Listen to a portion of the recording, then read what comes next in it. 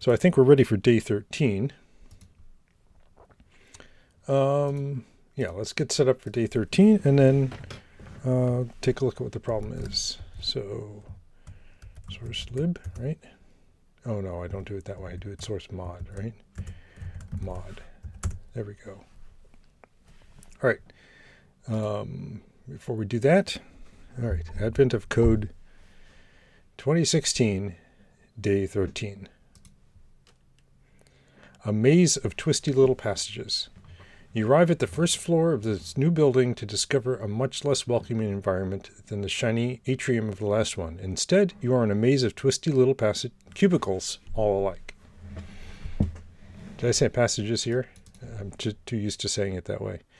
Every location in this area is addressed by a pair of non-negative integers, x, y.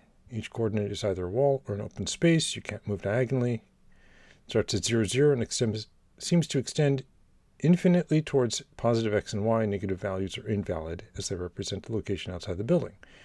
You're in a small waiting area at 1, 1. All right, so if this is like the maze, this is 1, 1 here, right? While it seems chaotic, a nearby morale-boosting poster explains the layout is actually quite logical. You can determine whether a given xy coordinate will be a wall or an open space using a simple system. Find x squared plus 3x plus 2xy plus y squared. Scuba Cravings! Thank you so much for the follow. Welcome to the stream. Add the office designer's favorite number, your puzzle input. Find the binary representation of that sum and count the number of bits that are 1. If the number of bits that are 1 is even, it's an open space. If the number of bits 1 is odd, it's a wall. So this seems like a thing that would make things very slow, right? Calculating this each time. So right off the bat, I'm thinking maybe we pre-compute these things. But we'll see. For example, if the office designer's favorite number were 10, drawing walls as hashtag and open spaces as dot, the corner of the building containing 0, 0 would look like this. Okay, so we can actually test this. We can write a little program which will dump that out. Let's find out. What can we do here? Just generate the next. Change the 2 to a 3. Add the entry here, day 13. Try to build it. It should fail. Create the module. And now that doesn't exist, so we actually have to go to it and then AOC, right? There we go, 2016, day 13. And now it should say unsolved over here as soon as it builds. There we go. Perfect. Okay, so we're set up for day 13. What are we trying to actually solve? Now suppose you wanted to reach 7, 4. The shortest route you could take is marked as capital O. Okay, thus reaching 7, 4 would take a minimum of 11 steps starting from your current location 1, 1. What's the fewest number of steps required for you to reach 31, 39? All right. So this is similar, I think. I mean, my first thought is the approach of, we did a, was it this? Oh no, it was week 1 then, right? I'm looking for flood fill. Yeah, flood fill. So we did flood fill, where you take a starting point and then you just fill all the regions. So we could do something similar and just keep track of how far we are in each coordinate. Right, so we start at 1, 1, and then we say, okay, that's 0 steps, and then everything around it is 1 step, and then we do it again and do for 2 steps and 3 steps and so on. And then once we get to 7, 4, or in this case, it's here it is, 31, 39, then we know exactly how long it takes to get there, how many steps it takes to get there. That seems like the most straightforward approach. I guess the first thing we can do is, oh, I'm not authorized. I'm not logged in. Okay, let me go off screen here, log in real quick. Okay. And now we're back. Here we go. So what's our puzzle input? Oh, it says it right here. So there's no file I have to download.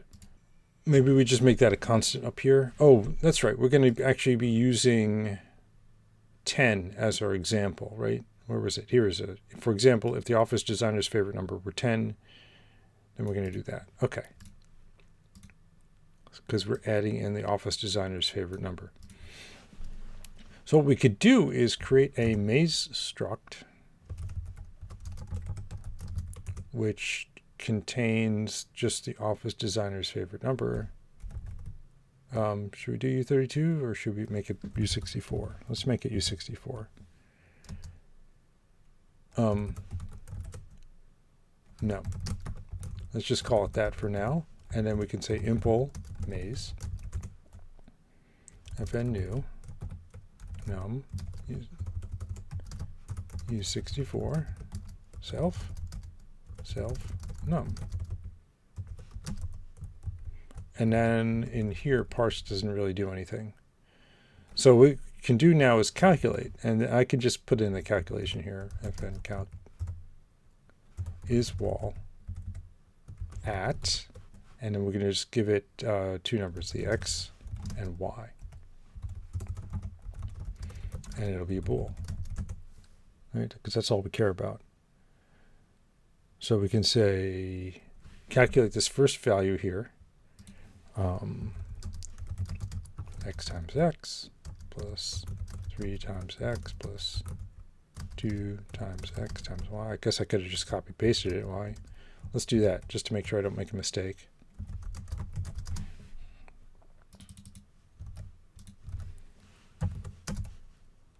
Right, and then add the office designer's favorite number. So we're going to say plus self num. And then finally, find the binary representation of that sum, count the number of bits that are 1. So I think val is a U64, right? And I think that we don't need Dijkstra anymore. Rust U64. There should be a count ones operation because that's actually a useful thing. Here it is, count ones and count zeros. Because there's actually, many CPUs actually have an instruction which does this because it's such a useful operation. So we do have count ones here. Oh, that's on U32. Oh, no, it's on U64, but it returns a U32. Interesting. Okay, but that's okay because all we care about is whether or not it's even or odd. So we can say val count ones and 1. If the lower bit is 1, it's odd.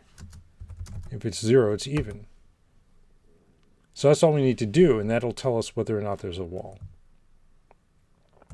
So now if I generate this here in part 1, I can just say let maze equals maze new 10. I'm just going to use the example one for now so we can print this out and compare it to make sure that we're doing the right thing here. I can say for y equals 0 dot dot 10, for x equals 0 dot dot 10. If maze dot is wall at xy, print bang, hash, else, print bang dot, and then println, and that's it. So that should be our maze, and that should show that over here. Oh, this is in. PRINT. Still doesn't like it. Oh, did I forget the self parameter? I did forget the self parameter. Okay, so now let's compare that with this. That all looks wrong. And it's not even like it's backward. Oh, I'm looking at the wrong one. No. I'm looking at the right one. I did 10 by 10. This is doing 10 by 7. Okay. That's the only difference there, but we're calculating things wrong. So we did something wrong here. If the number of bits is even, it's a wall.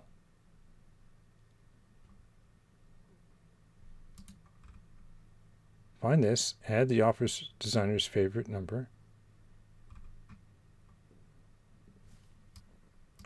Oh, this is saying is if it's a wall. So if it's odd, it's a wall. I have it backwards.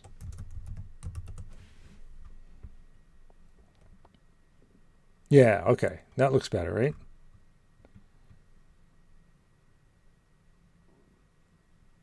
Why didn't it look backwards then? Oh, because I was looking at the bottom ones here. Okay. All right, so now we know how to calculate this for part one. We can see if we can do the algorithm. So let's do the algorithm that I'm thinking of. Is that we started 1, 1, and we work our way outward.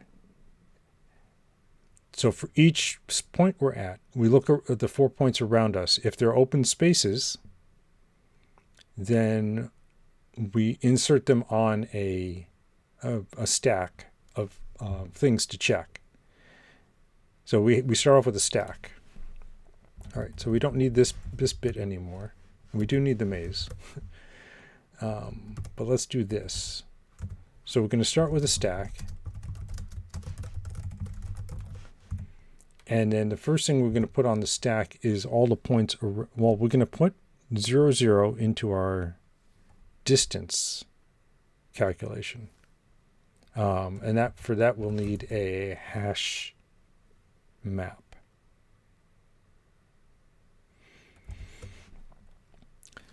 All right, use standard collections hash map, right? Because we're going to map a coordinate. I guess we'll call it dist hash map new, and dist insert at location 1, 1 is going to be 0, right? Because we start at 1, 1, and then our stack is going to be all the points around it that are not walls. We want to take a look at all of those. Let's say if maze.isWall of, not if it's not a wall, of 0, 1, right? Then stack.push 0, 1. And this will just be a vector of the tuples that we're going to be considering. If not maze is wall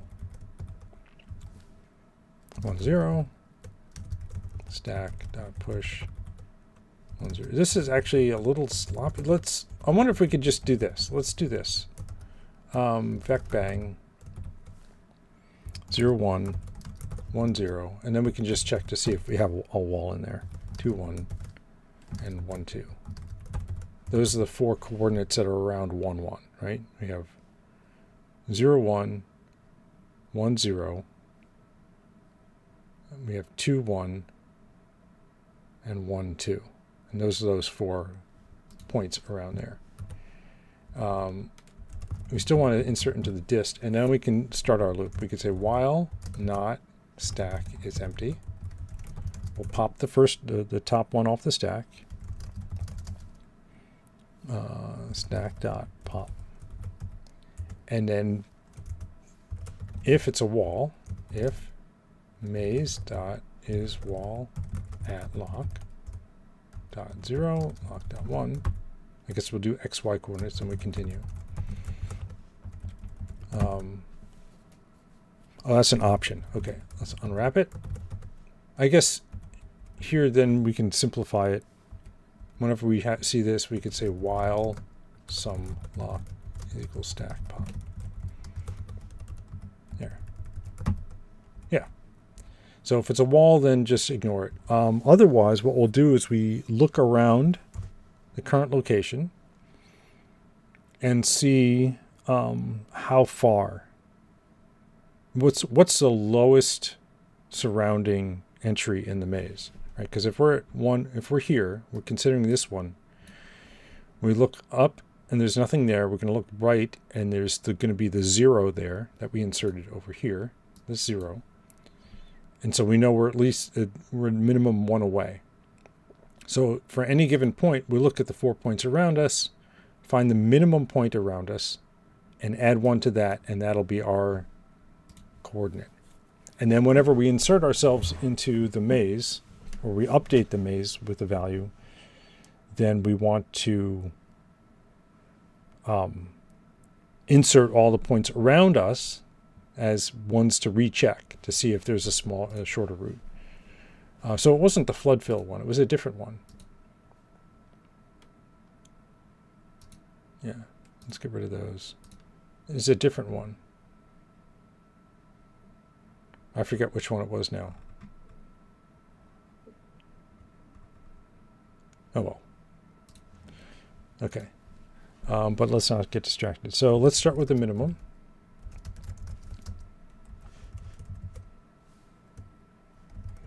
We set to a maximum, and then we say min is equal to min dot min of, and then we want to look around us in this dist array. So we can say dist get of 0 plus 1 log 1. So because we can always add 1, right? Unwrap, right? And then we can always add 1 to the other coordinate as well. Subtraction is a little trickier because we want to make sure that we don't go negative, because these all have to be, what are these? These are, oh, they're I-32, so we can go negative. We just don't want to insert anything into the,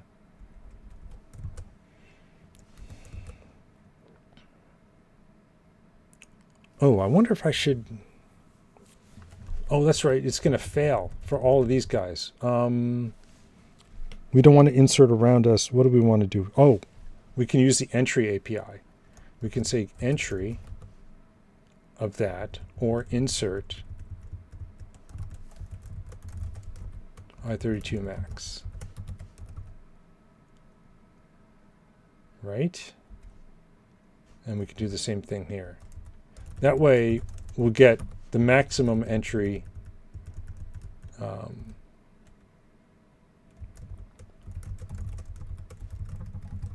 for anything we haven't considered yet, and so it won't be minimum. And then we can do the same thing for, and so that's the additions. Let's do the subtractions. Min equals min dot min dist entry lock dot 0 minus 1 lock dot 1, or insert I-32 max, and then we can do the minus 1 here as well. And now we could actually just chain all the mins together, but that's fine.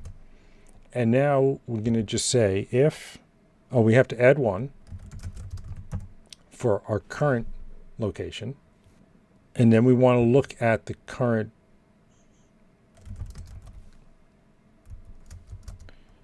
dist entry. Oops, I typoed those guys.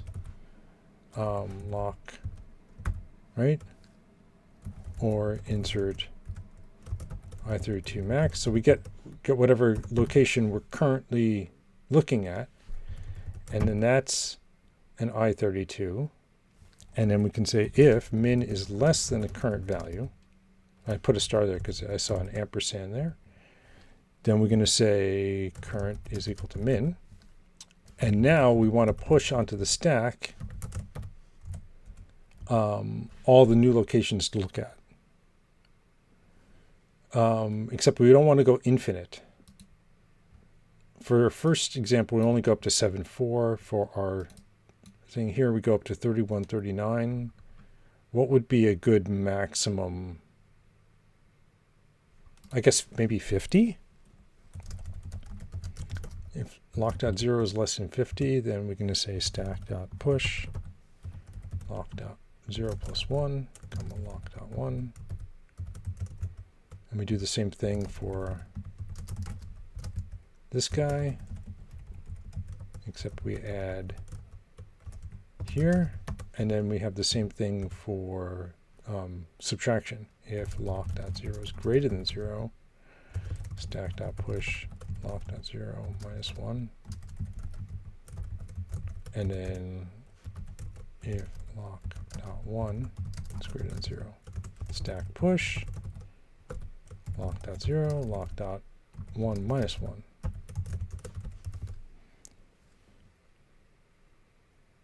Okay, and then eventually we'll come up with the answer.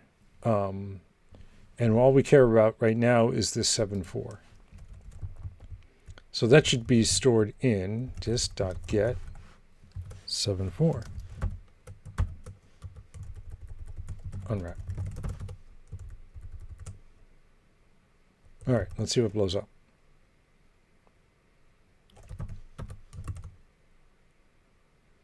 There's 30 errors. Wow. Oh, well, let some.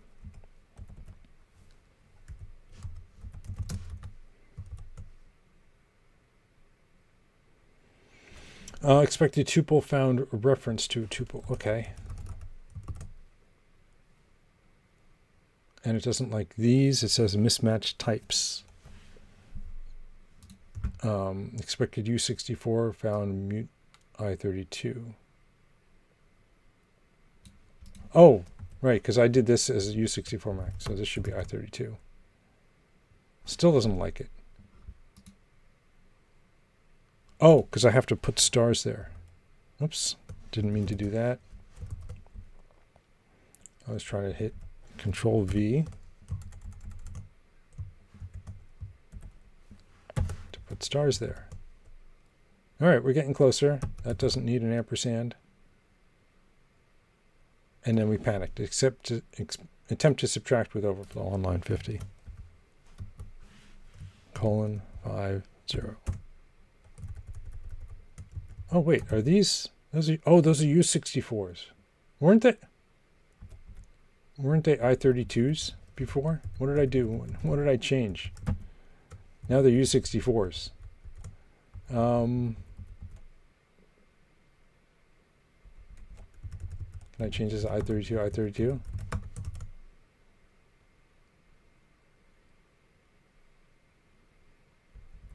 Oh, yeah, no.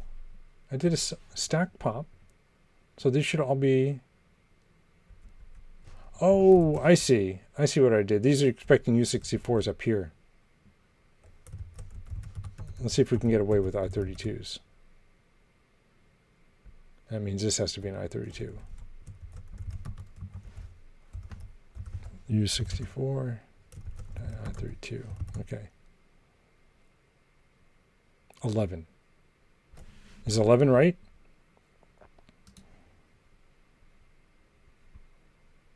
Yeah, 11 steps. Okay, so that worked for the test input. Let's try it out now for the real deal here. What was our puzzle input? 1364. And we're not looking for 7.4, we're looking for 3139.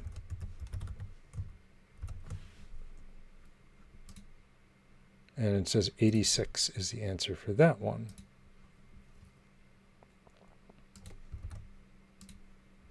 Ta-da! Okay, good.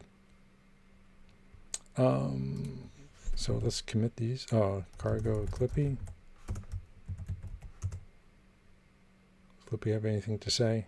Nope. Git status, git add source, git commit. 2016, day 13, part 1.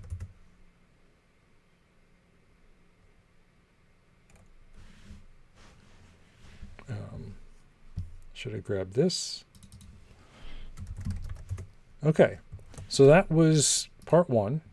That was relatively simple. I thought it would be slow trying to calculate these things over and over again, but I guess that's not a problem. And then continue to part 2. How many locations, distinct XY coordinates, including your starting location, can you reach in at most 50 steps? In at most 50 steps. So anything's 50 or less in our result array. So actually I want to change this here, right? I want to move our dist thing. Oops. Here. Up to here. Actually here. Do that. Put a comma, put a thing there, close that, put a comma there. Change the equal to a colon. It would have been easier just to retype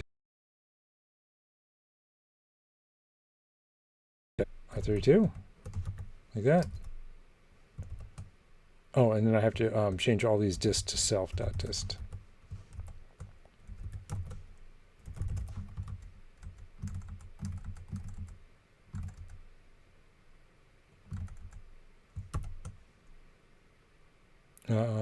Doesn't like that. Unknown field. Oh, I put it in the maze instead of in the struct. Okay. No problem. Easy fix.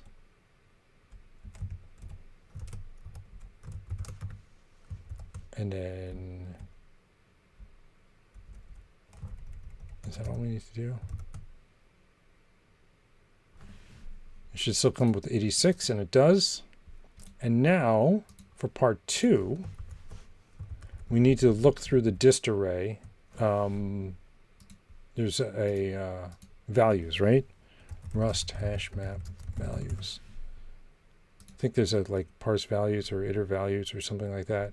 There's just values. Okay. And returns an iterator visiting all the values in arbitrary order. Yeah, we don't care what order it's in. Let count is equal to self-dist values filter x is less than or equal to 50 count. New size. Perfect. Oh, and then I have to actually output it. It doesn't like that. Oh, because this is an ampersand I32. That's a thing here, and then I'll put it here. And it comes up with an answer of 127. Okay. Submit. That's the right answer. Ta-da! Okay. Very good. So git diff. Yeah, so we moved the dist into the struct so we could preserve it on the calculation part. And then all we had to do was count up. I could actually just eliminate this variable here and just throw this in there. Let's do that.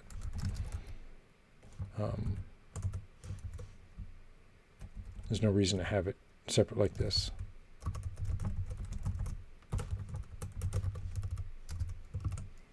And it should still be 127.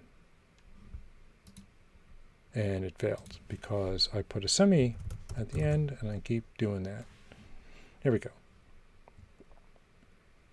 Okay, so this does all the work. Part 1 does all the work and takes 6/10 or 6 milliseconds. So part 2 is very fast because we did all the work we needed to do. So git add commit -am 2016 day 13 part 2.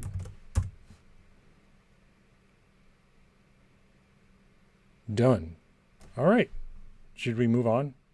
Dare I attempt another one?